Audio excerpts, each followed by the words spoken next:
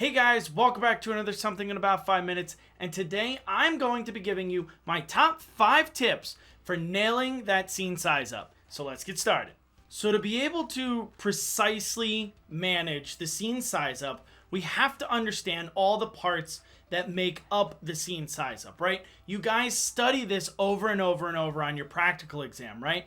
And I tell you all the time that those sheets are your foundation. Do not second guess them. Do not throw them in a corner and say these are stupid.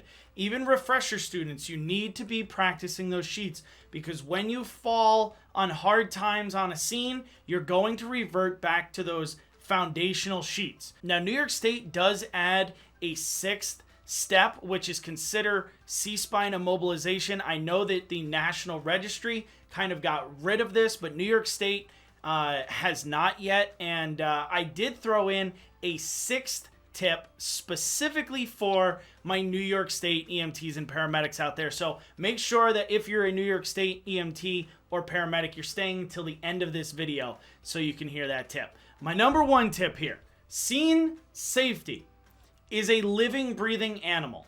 Never, ever, ever turn your back on it. Now, what I usually tell my EMT students is that, you get into this rhythm where you've gone BSI, scene safe, or PPE, scene safe, and you do the spirit fingers thing, but you're just remembering a sentence. You're not actually thinking about what could happen in a safety situation. And that's why I say scene safety is dynamic. It's always changing, it's always fluctuating, and you never can just say, oh, the scene is safe, and now I can move on. That scene safety, yes, it's numero uno on the list for scene size up, but it follows you through the entire call. Speaking about scene size up, I hope you guys noticed the brand new look of the series here. It's sleeker, it's cleaner, and I really, really love it. If you guys like this too, give this video a thumbs up. It's gonna help spread this information to more and more people. All right, the number 2 reason here: the call begins before you step out of your station. Most people say the call begins before you step out of your ambulance, en route, right? You can look at your protocols. You can discuss with your partner what the heck you're going to do. You can assign roles and tasks, and I think all that is great, but I think we need to take it one step further. When you're listening to the dispatch in your station, right? Or maybe your truck, and you're thinking, okay, what am I going to be doing? What am I going to be needing for this call? Maybe this is a time where you can talk to the other crew if you have it available and be like, yo, I want you to back me up, right? You're getting that resource even earlier. Or maybe you know the address and you know that this person, is a respiratory patient and they get intubated every single time that you see them. Maybe this is the time where you grab an extra oxygen tank and you throw it in your bag. If you start planning inside your station during the dispatch, you're going to put yourself one up on, time management, task management, and everything that comes through once you get onto the scene. All right, number 3, resources come in all shapes and sizes. Do not be confined by a box. All right, and what I mean by this is people think, resources. I need PD, I need air medical, I need the hazmat team, I need the fire department, however, resources are things like tow trucks, family members, doctors, all of these other resources that we can tap into that are going to help us through the call, right? Yes, it's important to call for ALS early. We all know that, but we need to start thinking outside of the box for resources, right? Maybe there's a resource like a community development, advocate for mental health or nutrition or something like that you guys can tap into during this call and get these people the help that they need. Maybe it's a, teledoc service that you can tap into that you're already thinking like, okay, I can tap into this type of service. All right, guys, moving on to number 4, we are talking all about the 20-10-5 approach. This is literally my favorite thing to teach EMTs brand new EMTs in the scene size up. This is how you go from the macro to the micro.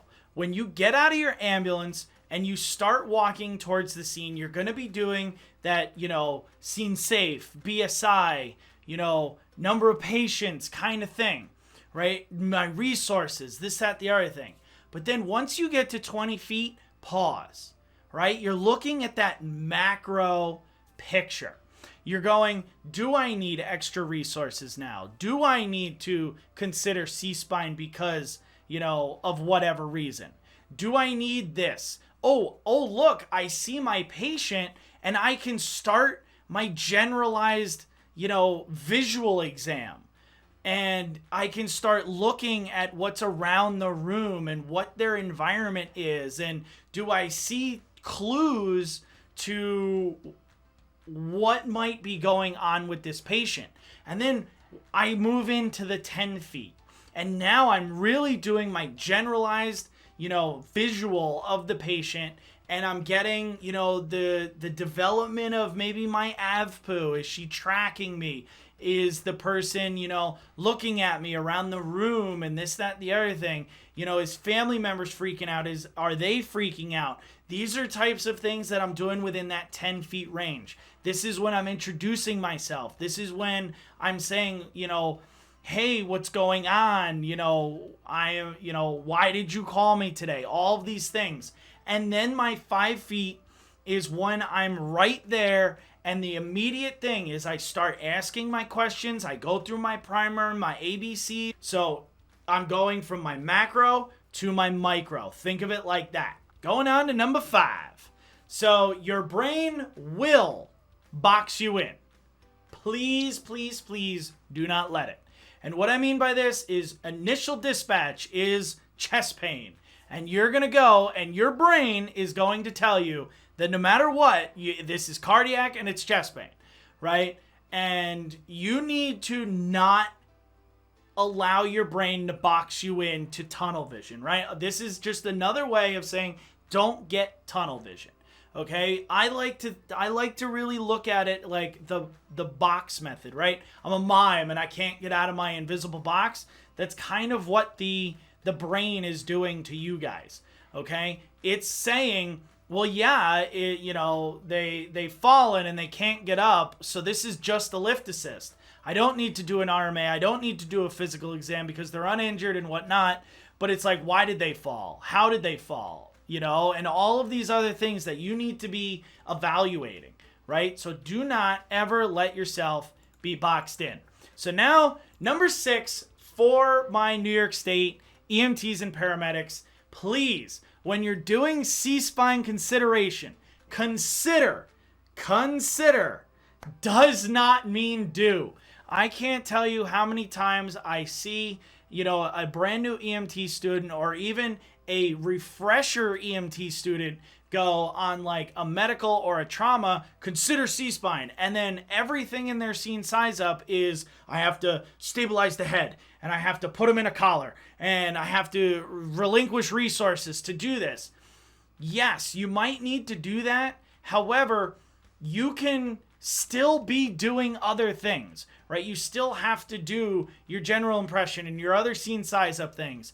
Just don't get, tunnel vision into just managing the neck and the C-spine. So guys, that is my 5 tips for absolutely nailing scene size up. Stay safe out there and I will see you guys next Tuesday.